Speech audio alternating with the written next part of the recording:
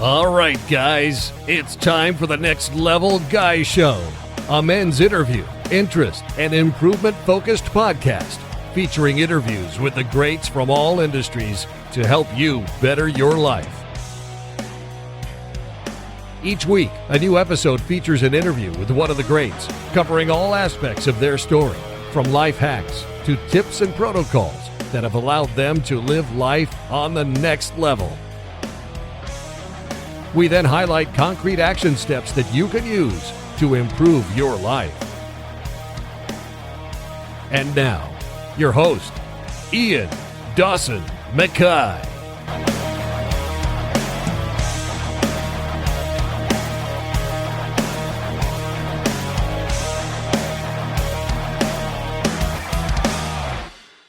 Today's guest is Hasard Lee. Today's a little bit different. It's a wee teaser interview on his upcoming stunning new book, The Art of Clear Thinking. A normal full in-depth interview will follow later in the year, with usual programming interviews coming starting next week. But this is a book I think you all need to know about. Pick it up today and improve your decision making and level up your life. Hasard is an F-35 fighter pilot in the US Air Force Reserve. He's flown over 1,000 hours in the F-16, including 82 combat missions. He's a mission commander and is the only fighter pilot in history to fly two different types of jets into combat on the same day. Based on a career of making high-stakes, split-second decisions as an elite US fighter pilot, The Art of Clear Thinking teaches readers how to make better decisions in everyday life, where Hasard distills what he's learned during his career flying some of the most advanced aircraft in Air Force history. Through riveting storytelling, both from his time as a fighter pilot and through fascinating turning points in history, Hasard relates to the audience in a compelling and accessible way that makes the book as entertaining as it is useful. Hasard has used and taught these decision-making techniques across the full spectrum of human endeavour and proved their effectiveness, both in the cockpit and in the boardroom. Those who have already benefited included CEOs, astronauts, CIA agents, students, parents, and many others. The Art of Clear Thinking is a book that will change how you interact with the world around you, and it's something you need to know. And now, let's get to the interview. How would you describe who you are to people? Because you have one of the greatest jobs of all time, but how do you advise people of who you are when you introduce yourself?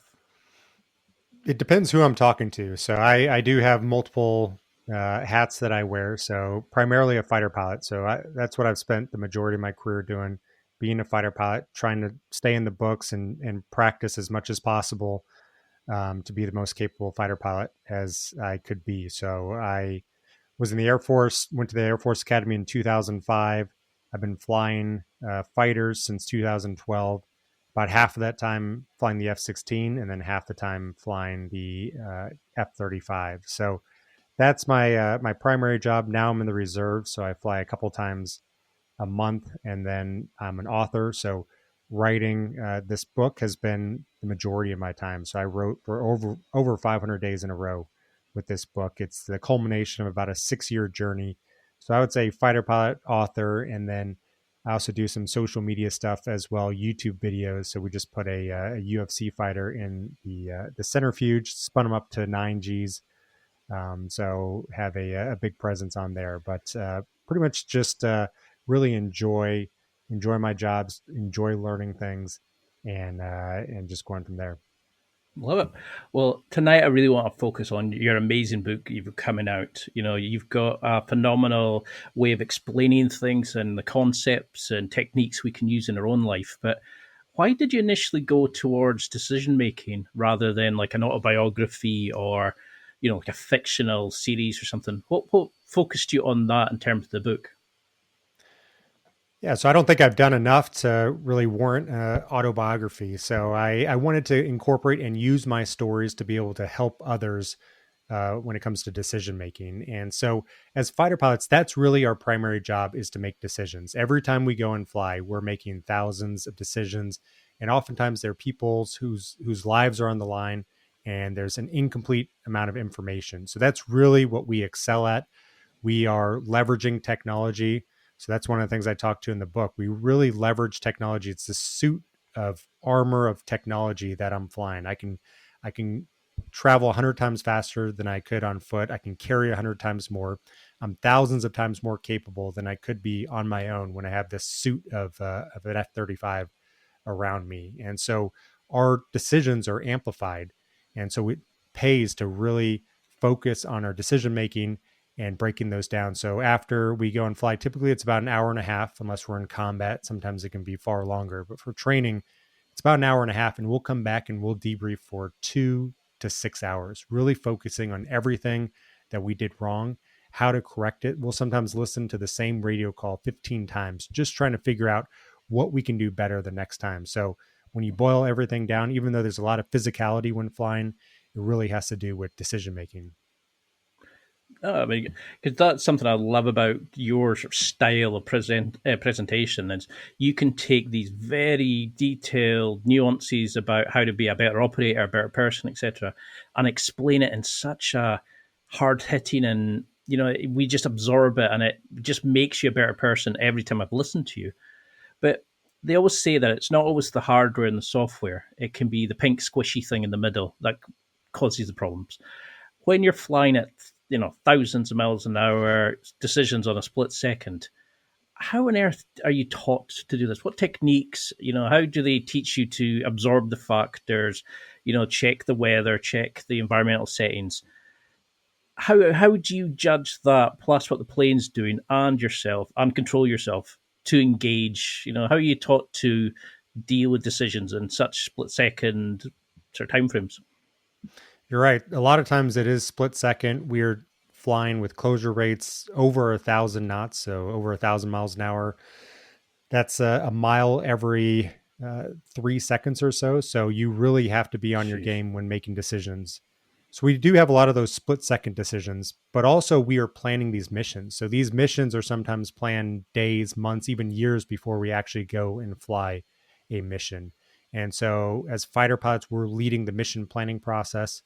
We're having dozens, sometimes hundreds of people coming together, all to align towards this goal of overall mission success. And so one of the big misconceptions that people have is, as a fighter pilot, you are just in this 1v1 cage match. You're going out there, you are fighting the adversary, their best pilot, and whoever wins, is the champion. But that's really not at all close to what we do. So we're going out with dozens, sometimes hundreds of people, and it's multi-domain. So in space, in cyber, on the ground, everybody working together. The enemy is doing the same thing to try and target your weaknesses. So it's this complex, elaborate, almost three-dimensional game of chess that you're playing against the enemy. So we do have to make a lot of those split-second decisions, but we also have to make some of those long-term decisions when we're planning missions. And so the way we break down decisions is into 3 phases. So being able to assess the problem in front of us. If you're not able to assess the problem and really develop a good understanding of the problem, you cannot make consistently good decisions. So once you understand that, next is choosing a correct course of action. Now you have to come up with courses of action. So it's creativity. So that's one of the chapters I have in my book of how organizations and people can be more creative through a mission planning process that was really developed by the Air Force and John Warden, one of the key air power founders back in the 80s, through effects-based planning. And then lastly, being able to execute. So when we're flying missions, sometimes 1,000 people have touched these missions. So we have spies on the ground, we have intel officers, we have space, cyber, we have tankers launching from other countries, all to allow us to get over the target. And with modern forms of communication, a lot of those people can be watching you in real time. So there's a lot of pressure, a lot of stress. And so we go in the book, I talk to a lot about how people can handle that pressure, how they can handle that stress and execute under those extreme conditions. So that's pretty much in a condensed form how we make decisions. I love it. I mean, is that kind of planning to eliminate as much of the potential to go wrong? Because they always say that no plan survives first contact with the enemy.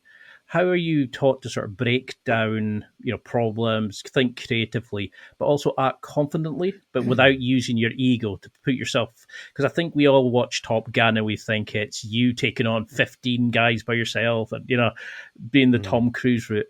How are you taught to kind of okay, that's what was the plan, but what's the balance between you being able to creatively engage and kind of, okay, I have to wait for command. Like, what's the onus that's put on the pilot in those situations? Yeah, that's a good question. So yeah, everybody remembers the first Top Gun, really arrogant. You have Maverick out there doing his own thing. But as I said, these are large teams going in, and each aircraft has its strength. So you need those ISR, the intelligence, surveillance, reconnaissance aircraft out there. When you're leading this team of hundreds of people, you can't just go in there beating your chest saying you're the best out there, because it's going to alienate these other groups. And as the mission commander, your job is to bring everybody together so that the sum is greater than the parts. So the way we break down missions is into the ins, the means, the ways, and the risks. So you need to have an end goal. So it can be, when we're flying a mission, it can be overall mission success, being able to neutralize a target.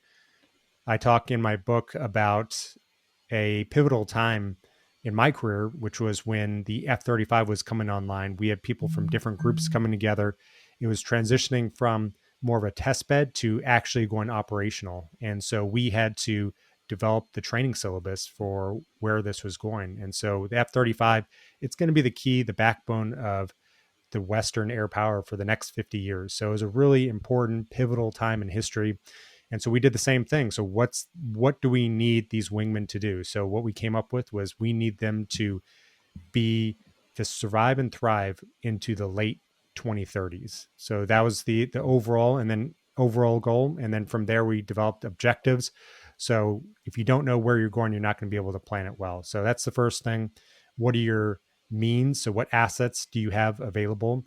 It's best if you break down the requirements into effects. So not necessarily how many jets, how many F-35s or F-15s you need, but breaking it down into what effects do you need. You need this target destroyed. You need this radar site jammed.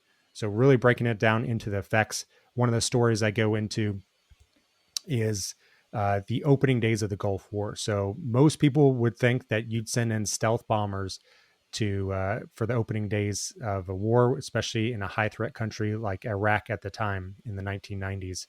But what actually happened due to effects-based planning is we launched helicopters as the opening strike for a major war. So we were able to pair Pavlo helicopters along with Apache helicopters to go in because we needed a early warning radar site destroyed. So we needed it destroyed. We needed it to be not detected. So you're going after a radar site. That means you have to fly under 50 feet. You have to make sure that you can confirm the destruction. So we couldn't just send Tomahawks or something like that. And we needed somebody on the ground to be able to see if it was destroyed. And then lastly, the Iraqis were moving around their targets. So we needed an ability to be able to adjust the aim point at the last minute. And so if you combine all those things, we came up with an innovative solution. It's called Task Force Normandy with those two helicopters. After that, you have the ways, so the tactics that you're actually using to execute. And then lastly, you have the risks. So both the risk to what is the chance of this operation succeeding, and then what is the risk of failure. So being able to balance that throughout the mission planning process. So that's really how we break that down. I love it there because there's so many rabbit holes I'm trying to avoid going down because I know we're short for time tonight. But what characteristics or kind of training do they do sort of to give you I think you talked about a high performance mental plan that operators are given, to be the best. How are you taught to control emotions, to think logically? Do you use like visualization, meditation? How do you become the best pilots? Because eventually do you get to a point where the technology is so advanced that the pilots can't keep up?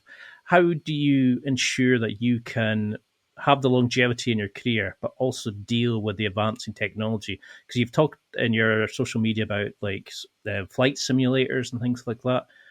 Eventually, how do you get the hours in? Because they say, was it 1,000 hours for mastery?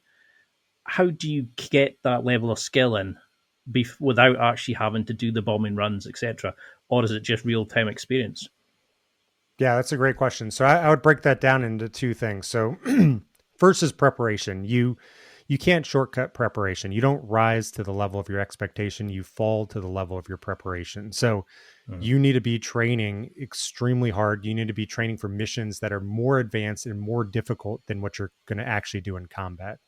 So there's no shortcut. That being said, over the last 5 years or so, the Air Force has had a massive push into human performance. So both the physical side and the mental side. From the physical side, so we're pulling a lot of G's, upwards of 9 G's, 9 times the force of gravity. So I weigh 200 pounds now, 230 with my gear on. That means I weigh over 2,000 pounds when I am in a max performance turn. All that blood is being pulled out of my head. And if you lose enough, you can pass out and G-lock. And unfortunately, we've had about one pilot a year die to a G-lock over the last 30 years. So from a human performance standpoint, you need to be in really good shape. That's exercising, nutrition, hydration. Just being 3% dehydrated can reduce your G tolerance time by 50%. You have to sleep well, all of those factors. So we really dedicate a lot towards that aspect from a physicality and also long-term injuries. So a lot of pilots have to retire because with a helmet on, that's 135 pounds on your neck. And so a lot of pilots have neck and back issues. Now, what we found though, is that a lot of this stuff helps with the mental side. So being able to have a high cognitive bandwidth. So as we talked earlier, being a fighter pilot is really about making decisions, thousands of decisions. So you need to have endurance to be able to continue to make those decisions. When I was flying missions in Afghanistan, those missions would be at least 5 hours, sometimes 8 or more hours. So that's like, taking a test for 8 hours while you're flying around. You have to be able to regulate how your energy is going in and be able to rest and recuperate a little bit during the break. So for me, that would be flying to the tanker, back from the tanker. So the way we really do that is to focus on the mental aspect of human performance. So that can be visualization, self-talk, staying in the present moment, and then being able to have enough nutrition and enough adequate rest for our brain. So when I'd be flying to the tankers, I'd take a few breaths, take a sip of water. I'd fly with little like peanut butter packs. So being able to keep yourself energized throughout the flight. And then from the cognitive standpoint, one thing I do see as an instructor is students that come to me, they do extremely well until they make a bad decision. And then oftentimes that can steamroll and it can, the train will go off the tracks. So one important job of mine is to be able to help them to be mentally resilient, mentally tough. Because if you make a mistake, you don't want to be focusing on that mistake. That's burning cognitive bandwidth that you could be using to get yourself out of that mistake. But a lot of students don't know that, and they'll focus and they'll kick themselves and think they're going to fail the ride, and then it'll snowball and they'll continue to make poor decisions. So that's about staying in the present moment, understanding how the mind works. We're really primed to be able to focus on what's urgent instead of important. So there's a lot of different aspects to it, but since we've started implementing this human performance mindset, we've seen the students and instructors doing a lot better.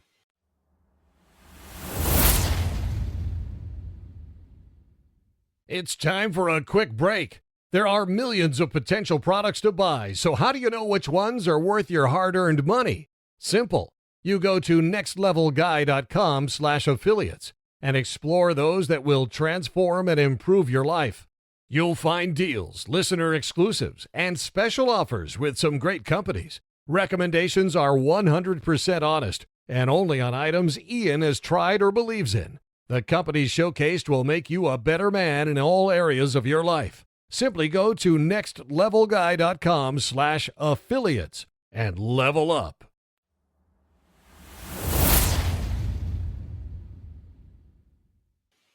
Because that really hit home. Because I used to always focus on the mistake. I would never be able to sort of look to the horizon rather than I would always look in the rearview mirror. How do you think then are you using like the debriefs, the training? You mentioned about the importance of attention to detail and what to prioritize and what's urgent and what's not, etc. How do we use these kind of concepts like in the service, but also in civilian life to kind of make better decisions? Is it the refocusing on what's coming forward? How do you shift that out of your mind, not to focus on the issues, the mistake you made or whatever? Is the debrief, Mhm. is it just doing it enough so that you learn to control that part of yourself? Exactly. It's to give yourself a dedicated time to debrief. So a lot of times when we make a mistake, especially when we're not in a flying environment, you want to debrief yourself while it's actually happening. And that's a mistake. As fighter pilots, we give ourselves those, several hours after a flight to debrief, figure out what went wrong. But we can do that in any aspect. So you can do that after speaking, you can do that after whatever job you're in. Give yourself always at least 5 minutes to debrief what happened, because in the moment, whenever you know whenever things are getting tough, you can tell yourself, this isn't the right time to debrief. There is a dedicated time afterwards that I can debrief and that I can focus on it. So just giving yourself that little breather can really help in the present moment. Also understanding how our brains work, how we're biased towards negative thoughts. We're always doing fear-based planning. So understanding yourself, giving yourself time to debrief. And then also that debrief will be instrumental. So if you ask any fighter pilot, what's the most important part of the flight, when it comes to getting better, they'll say the debrief. And so it doesn't need to be 2 or 8 hours for people. 5 minutes is enough. Just come up with 3 things you did well, 3 things you did poorly. That's enough. Over time, you're going to get significantly better. So what's the balance do you find between being like in a normal situation in a job, there's a balance between confidence and ego. It's not too bad. But then, you've got people that are risk averse. You want them to look at a situation and realize that there is potential danger there, but you also don't want them to be held back by fear. How do we utilize these kind of concepts in civilian life from what you're taught in the military? Because if we do it, we get told off by a boss. If you do something silly, it's potentially life or death for you and others. How should we be using the difference between confidence and ego, not being held back by fear, but also using it, thinking about it safely, if you know what I mean? Yeah, that's a really good question. So I think people assume fighter pilots are arrogant from some of the movies, but I would say confident. Confidence comes from within. Arrogance is how you're trying to project that to other people around you. So confidence comes from preparation, most important thing, understanding, knowing that you've put in the work and that you know how to execute on any given day. And so anytime I fly, every time I've flown, as the canopy's coming down, I'll have my doubts, different random thoughts, but as soon as the canopy's coming down, I always think that I am the best person for the mission today. And it's just a switch that goes on. So beforehand, I think I have a pretty balanced approach of my strengths and weaknesses, but as soon as the canopy's coming down, I understand that, that time is over. It's time to execute. And I switch my mindset. So I think that's useful for other people as well. Whenever you're planning, whenever you're thinking about the strengths and weaknesses, you want to be balanced. You want to have a good understanding of the risks. But once it's time to execute, you've already hopefully thought through the contingencies, how you're going to execute, and then it's time to just focus on game day. So that's one aspect. The other aspect is thinking in terms of expected value. So ultimately, when you're making a decision, you're just trying to assess the expected value. So what is the good thing that can happen from this decision? What's the probability of that happening? Minus what's the bad side to this, and what's the probability of that happening? That's all we're trying to do when we're making decisions. So that's something a lion does when he's on the plains trying to take down a gazelle. As humans, though, we have a tough time doing that because we like to outsource our thoughts. As we've become more advanced, we really specialize in different aspects. If you think of a large organization, not many people are making overall big picture decisions. So we are taught to really rely on committees, on computer models, things like that. So one of the things I really stress in this book is coming up, using your critical thinking to come up with a decision before you hear from a committee, before you hear from a computer model, before you outsource your thinking. Come up with a decision on your own, because that'll do 2 things. One, it'll force you to have accountability. You've made that decision. Now, if somebody else comes in with a better idea, you can be like, oh, okay, well, I didn't consider this perspective. That's one aspect.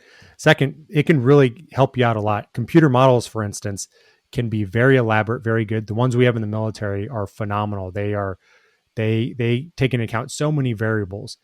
But oftentimes, if you change it by a minute amount, it can completely go haywire. So you really want to have that critical thinking on your own so you can say, this doesn't look right, and dig into it and understand why those things are happening. So really valuing that critical thinking in terms of expected value. I call it fast forecasting, because you're not going to be able to come up with a exact percentage like a computer model. And that's a good thing. You really want to rely on your expertise to come up with what's the percent of something good happening and how good is it, because that's our strength as humans to really take and think critically when it comes to decision making.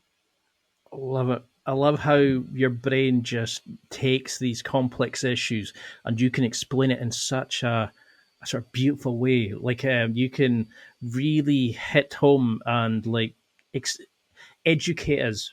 In like your podcast is fantastic. Every episode I've listened to, you've given such detailed and helpful like self-improvement methods, and that's why I know the book is going to be amazing, and it's on my Audible list. I cannot wait to start listening. But what do you want people to do when they get it? How do you, because I'm a big believer, which I think you are as well, of being 1% better every day. How do you want people to use the book to start improving their life, no matter the role or their industry they're in? How can we start being like Hasard in our own industry? I would say listen to the stories and internalize it. So what I did with this book is I really made it storytelling based. So I wanted to make it like a Malcolm Gladwell book or a Atul Gawande book, where storytelling, that's how we learn. If you're going back thousands of years, we learn through stories. So I think somebody said, if all it took was information, we'd all have six packs and be a billionaire. So you can't just learn all this information from tweets. You really have to be able to conceptualize it. The best way to do that is through actually a lived experience. But the second best way to do that is to learn from others. You don't always have to touch the hot stove to know it's hot. As humans, we can analyze what other people are doing, develop lessons learned, and then incorporate it on our own. Now, oftentimes, I have young kids. You do have to sometimes touch the hot stove, but every once in a while you can learn from other people. So I've tried to incorporate a lot of good stories, some from my time flying, some from pivotal times in history. So for instance, I talk about Eisenhower's decision to delay D-Day by a day and then execute, even though there's a very narrow window to cross the English Channel. So that was an interesting decision that I broke down in the book. And then also business decisions. So I talked through Excite.com back in the 90s had the opportunity to buy Google for $750,000 and yet chose not to. So I analyzed that decision and developed some lessons learned from that. So I hope people can really just internalize the stories, put yourself in these positions. That's what I try to do. Keep it suspenseful so people feel like they're actually in these decisions. And then afterwards, about 20% are these lessons learned and kind of summarizing what people can learn from it. So just enjoy the book. And I think if you enjoy it and really take some time to think about it, you'll become better at making decisions. Now, I know, you're going to be fantastic. I'm a major fan. I would love to have you on for a proper podcast later on. I'm going to make a new series out of book reviews, etc., because I think your book is going to be that good, and I'm so keen for people to buy it. But why do you think people should buy it? Here's a brilliant chance to sell the book. Why should people pick this up? How, what is it about this book, do you think, that's going to help them in their lives? What's the, is there a part of the book that you really want people to pay attention to that you don't get a chance to talk about more? Or was the book writing cathartic in a way? It helped you come to terms with like your combat career, etc. Why should we pick up the book? And I think everybody should, but why do you think we should? Yeah, so I'll answer that in two phases. First is why. So I think that leadership is really changing from management to decision making. And the reason is management really was born out of the Industrial Revolution. So you had hundreds, thousands of people working in a factory. So people were focused on how do we control this many people? Now, as I talk to with my jet, I'm thousands of times more capable. But really, all of us are like that. So if you have a smartphone, it can do the job of dozens of people from a few years ago. A modern combine harvester can harvest crops hundreds of times faster than by hand. A good way to look at that is, as a human, we all burn about 90 watts of electricity. And yet the average Westerner burns 12,000 watts of electricity. That powers the technology that is augmenting our decisions. So right now, there are predictions out of Silicon Valley that there will be $1 billion company within the next decade that's run by 3 or fewer people. That's insane. I mean, if you were trying to make $1 billion company in the 1800s, it would have taken hundreds of thousands of people. Today, it takes thousands of people. 3 or fewer people for $1 billion company is insane, and that's because of AI. So we're really accelerating our use of technology. So ultimately, decision making is a critical skill going forward, especially if you want to become a leader. You really have to be able to make great decisions. That's what people are going to be looking to you for. So that's why people should buy the book. Why I wrote the book, and was it cathartic? Yeah, I wrote every word in this book. I spent over 500 days in a row writing right here in this office, and it was challenging. This is the culmination of a 6-year journey. The reason I wrote it, I was coming back from Afghanistan. It was a really busy, pivotal time, and so I was decompressing, writing down some stories. That coincided with Luke Air Force Base wanted me to give a speech on Memorial Day, because we did have some people, unfortunately, killed while I was at Bagram Air Base. And so I gave a speech. There was a woman in the crowd who came to me afterwards and said, "You have to come to my school and start telling my students about this, because they don't understand much about the military. It's kind of this kind of scary organization to them." And so I started talking in schools and talking with students, and that led to the podcast. So the podcast, combined with this kind of desire to write down some of the stories from Afghanistan, really merged into this book. And the publishing industry, very, very slow.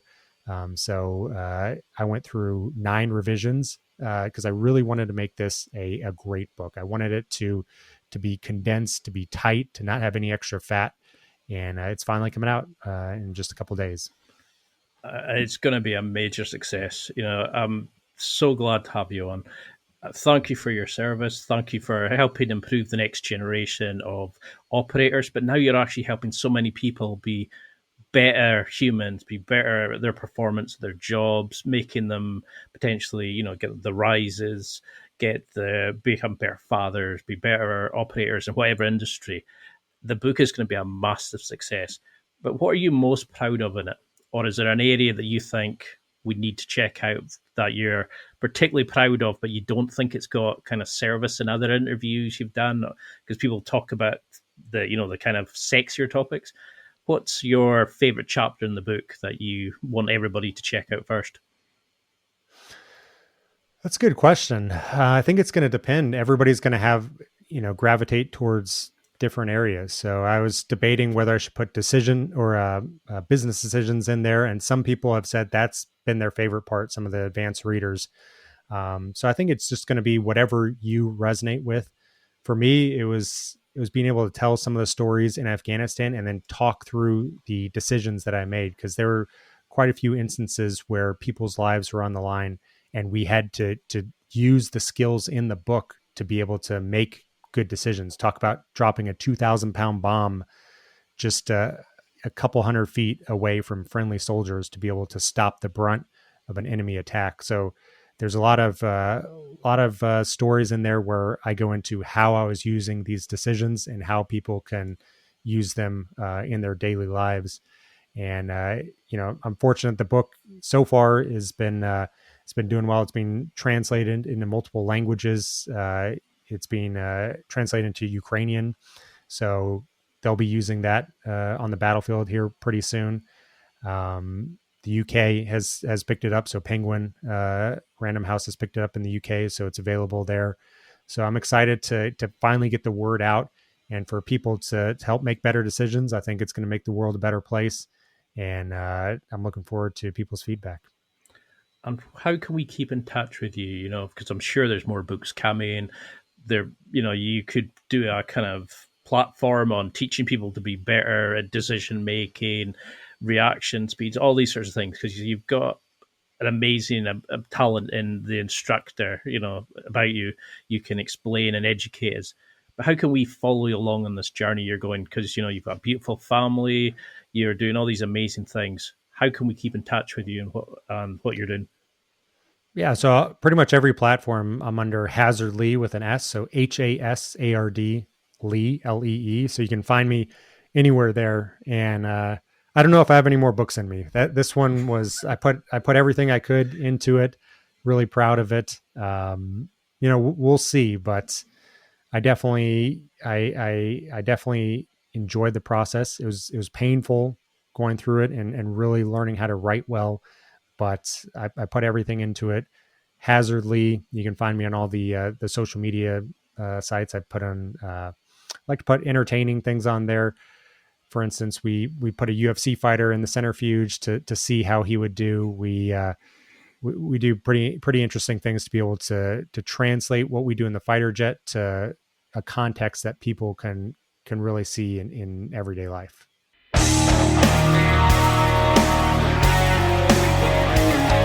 Well, that's it for another week, and thank you for listening.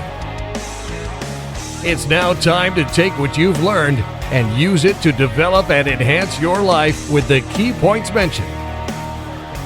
Listen, try it, embrace it, use it, and crush it. Now's your time to hit that next level in your life. If you liked this episode, then please leave a comment on the show notes or a review of the show on your podcast platform. Everything helps evolve the show. Until next week, keep seeking the next level in your life.